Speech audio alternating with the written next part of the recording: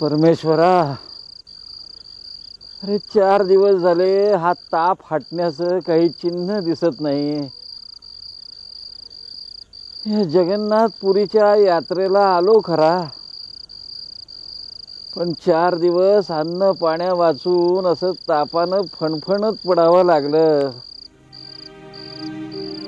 देवा रे, या जगन्नाथपुरीतच अन्न पाण्या वाचून माझा प्राण जाणार असं वाटायला लागलंय. नाही, मला देहाची आसक्ती नाही, ती कुडी केव्हा तरी सोडायचीच आहे. पण परमेश्वरा,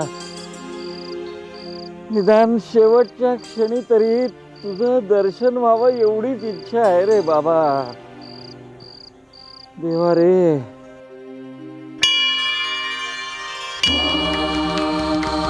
आळवणी बुवा, हो आळवणी बुवा. कोण आहे? अहो उठा आता, पहाट झाली.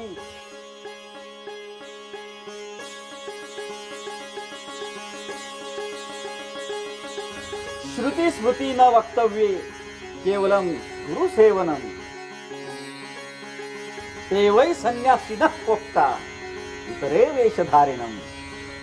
वा वा, अवधूता, सदैव ब्रह्मानंदात डुलत राहणारा आणि ज्ञानाच्या तेजानं तळपणारा असा ब्रह्मवेत्ता तूच आहेस रे बाबा.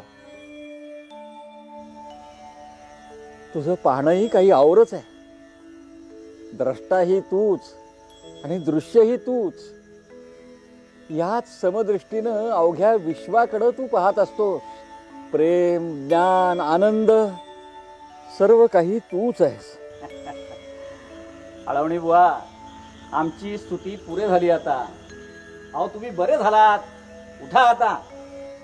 होय महाराज, मी जवळजवळ मरणाच्या शेवटच्या घटकाच मोजत होतो, पण आपल्या दिव्य दर्शनानं मी अगदी बरा झालो. गेल्या कित्येक वर्षात असा चमत्कार झाल्याचं ऐकिवात नाही. आपण कोण, कुठून आलात? अरे आमचा वास अखंड विश्वात असतो. सह्याद्री, करवीर, गिरनार, काशी क्षेत्र, गाणगापूर, औदंबर ही आमची विशेष प्रीतीची स्थान आहेत. महाराज, शेजारीच माझं घर आहे. माझ्या घरी आज पंचपक्वानाचा स्वयंपाक बनवलाय.